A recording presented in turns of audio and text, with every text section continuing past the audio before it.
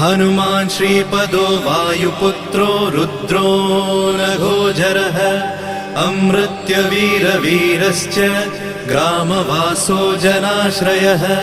धनदो निर्गुणः शूरो वीरो निधिपतिर्मुनिः पिङ्गाक्षो वरदो वाग्मी सीताशोकविनाशकः शिवः शर्वत्परो व्यक्तो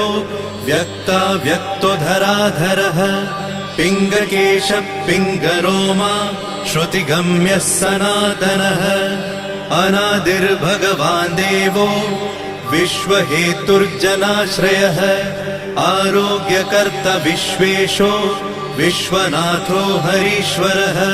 भर्गो रामो रामभक्तः कल्याणप्रकृतिस्थिरः विश्वम्भरो विश्वमूर्तिर्विश्वरूपो